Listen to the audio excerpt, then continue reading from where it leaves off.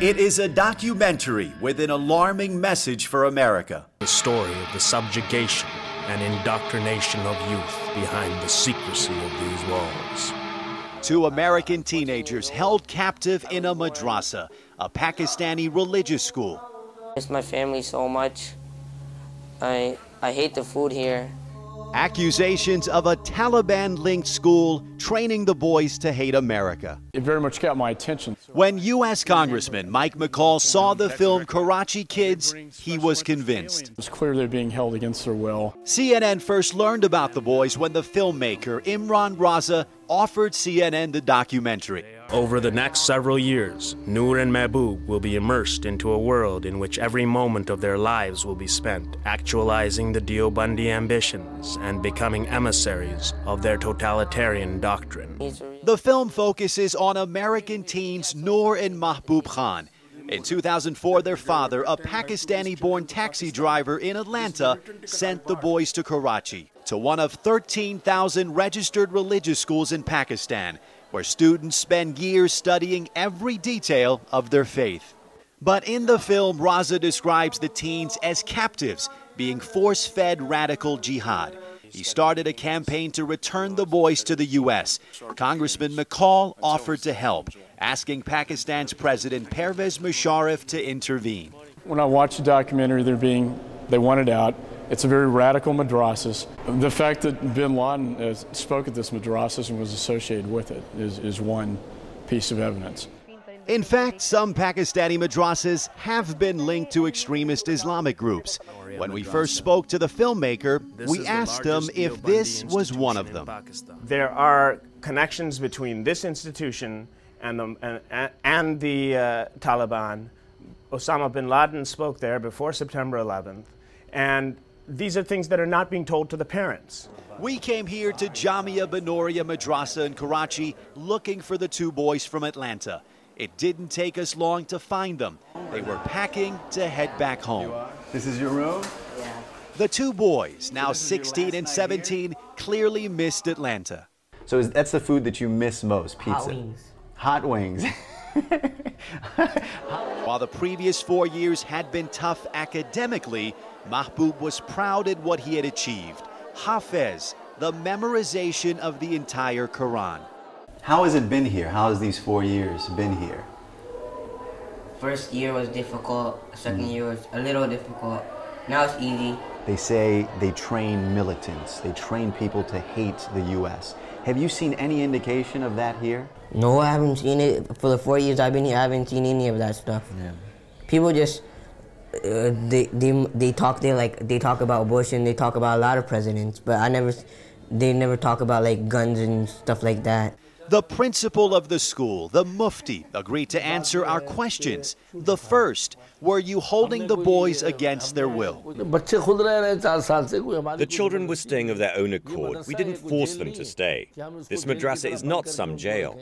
And he insisted, despite what the documentary claimed, the madrasa had never hosted Osama bin Laden and has never had ties to any militant jihadi groups, including the Taliban.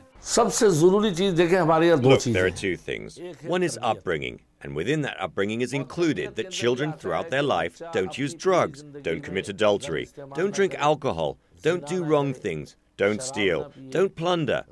Based on these principles, we tell them to live. Don't kill anyone. These are our principles, and these are what the religion teaches. So where does the truth lie? In the words of the Mufti or the congressman and the filmmaker? We'll provide some answers when we come back. This is the Jamia Benoria Madrasa, the religious school where the Karachi Kids documentary said Noor and Mahbub Khan were being held against their will. In a school, the film said, with ties to the Taliban and Al-Qaeda. We looked the boys' madrasa up in the International Crisis Group report on Pakistani religious schools, a report sent to us both by Congressman Mike McCaul's office and the documentary producer. What we found was startling. Under the listing for Jamia Benoria Madrasa, quote, because of its name, this madrasa is often confused with the more prominent and powerful Benori Town Madrasa. This is that Benori Town Madrasa, just across the street. The ICG report says it is the fountainhead of Deobandi militancy countrywide. It also boasts close ties to the Taliban. Intelligence sources tell CNN this is the school where Osama bin Laden spoke before 9/11. It's not the school the boys went to. 250, huh? Did the documentary filmmaker spend 3 years working on his film at the wrong madrasa? We asked the U.S. State Department what it knows about the school the boys attended. The answer?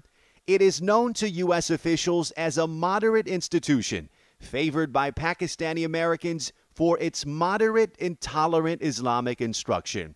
In fact, it didn't take long for us to find pictures of the school's principal posing with the U.S. Vice Consul General in the local newspaper. 2 days after the boys returned to Atlanta, we went to talk to them and their father. He said he was astonished by the allegations made in the Karachi Kids documentary. They don't hold it, my children. If I know something going on or something wrong in there against the United States or against the British or against or anything, what do you think? I will be happy to send my children now. Fazil Khan says his main goal was to teach his boys to be good people. For this purpose, I send my children to learning good moral, good behavior, good citizen. I wasn't brainwashed at all. The only thing they taught me how to do was read the Quran. That's it. That's the only thing I learned was how to read the Quran and a little bit of understanding and about the history of Islam. The boy's father tells CNN his sons never needed rescuing, just an exit visa. If they were at all radicalized. He was surprised when he saw media reports that a congressman freed his children from an allegedly radical madrasa without asking him if they needed rescuing. Missing their education. By now, the story had taken a life of its own. Congressman Mike McCaul even sponsored a congressional resolution asking the State Department to bring home all-American children from Pakistani religious schools. Some blogs even called the two boys homegrown terrorists. So what does Congressman McCaul say about the apparent confusion of the two madrasas? He says, quote, the Taliban is known to recruit from Deobandi madrasas, including Jamia Benoria, and train their recruits as terrorists. Any Americans among the recruits represent a potential threat to the United States because of their unfettered access to this country. What does the filmmaker say now? He stands by his depiction of how the madrasa transformed the teens, but is re-editing his film to make some corrections. At the end of the day, I'm the director of this project. I have to take responsibility for the mistakes. I take responsibility for the error in the allegation that Osama bin Laden was there. I take responsibility for the error in that several of the Taliban leaders were there. Yes, I do need to take responsibility for these things in terms of these were errors that sort of spun out of control. Raza tells CNN he has stopped printing his film. Meanwhile, two boys sent to school in Pakistan to become better people have returned home to learn that not everyone does their homework. Reza Saya, CNN, Karachi.